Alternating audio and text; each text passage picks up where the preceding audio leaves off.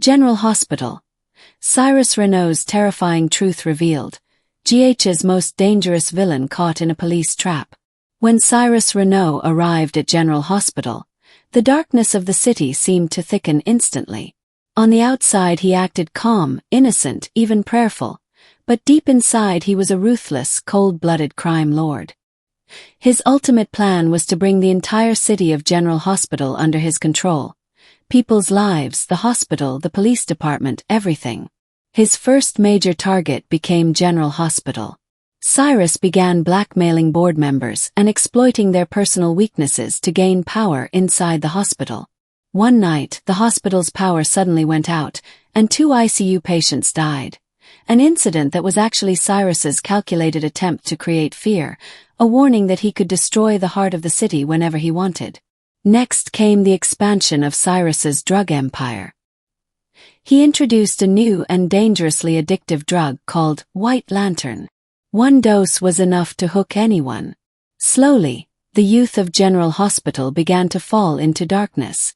A young nurse died from an overdose in the hospital parking lot, shaking the entire city. While people mourned and panicked, Cyrus climbed his way to the top of the criminal world. When Police Commissioner Jordan Ashford and Curtis Robinson started investigating him, Cyrus planted a sinister trap to break them emotionally. He planted evidence on the phone of the one person they loved most, Trina Robinson, making it look like she was linked to a major drug ring. Trina broke down, Curtis and Portia felt helpless, and Cyrus smiled in satisfaction, knowing that destroying their trust meant removing his strongest enemies.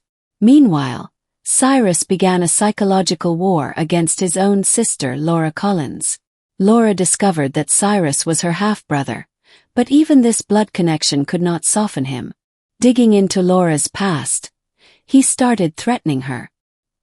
He terrified her by hinting at danger to Charlotte, and even attempted to kill Kevin in a staged accident. Laura endured everything to protect her city, but Cyrus's true aim was to break her from the inside.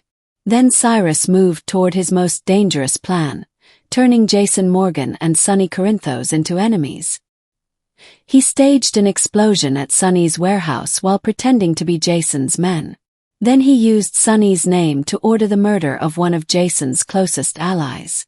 General Hospital became divided into 2 camps, and neither Jason nor Sonny realized that Cyrus was the mastermind pulling the strings from the shadows.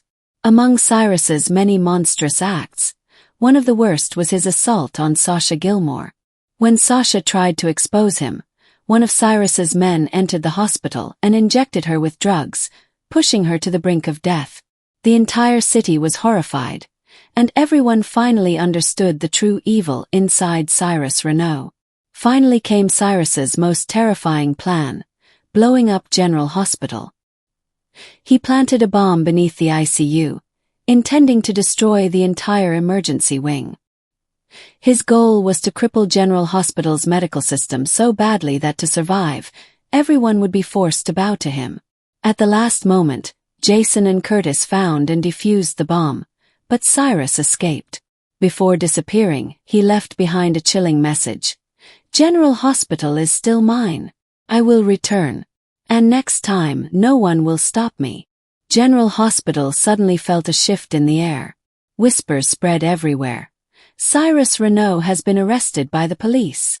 As soon as the news broke, a wave of breathless anticipation swept across the city. But no one knew the dark truth behind this arrest, truths that could change the fate of General Hospital forever. Jason Morgan and Curtis Robinson had been tracking Cyrus for months. His drug ring, his grip on the hospital, and his threats toward Laura Collins's family finally pushed the police to act. On the night they decided to arrest him, Cyrus was preparing a brand new scheme. Detectives raided his hidden warehouse and found explosives, forged documents, and blackmail files on several high-ranking General Hospital officials, information that could have destroyed half the city. At that exact moment, the SWAT team stormed in. Cyrus smiled calmly and allowed them to handcuff him.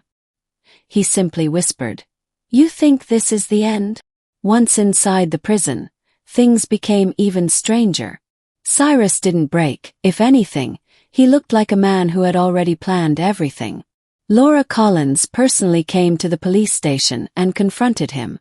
"Cyrus, you will never hurt my family again," she declared. Cyrus leaned forward, smiling eerily, and whispered, "Laura, something is just beginning. Don't think my absence means peace." Fear flashed in Laura's eyes. As night fell inside the prison, Cyrus's behavior grew even more suspicious. He began calling prison guards by name, hinting that he already knew their weaknesses.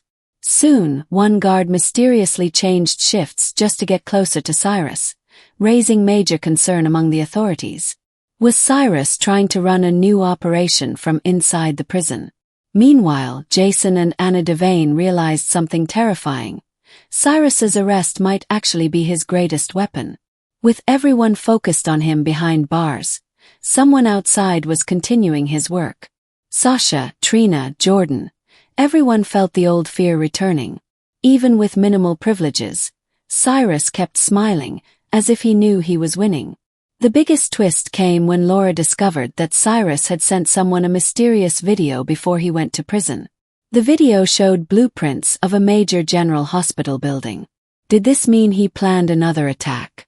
Laura looked at the screen and whispered, trembling, "Oh God, this isn't over." That night, sitting alone in the darkness of his prison cell, Cyrus closed his eyes and murmured, "I haven't left General Hospital. I'm closer than ever."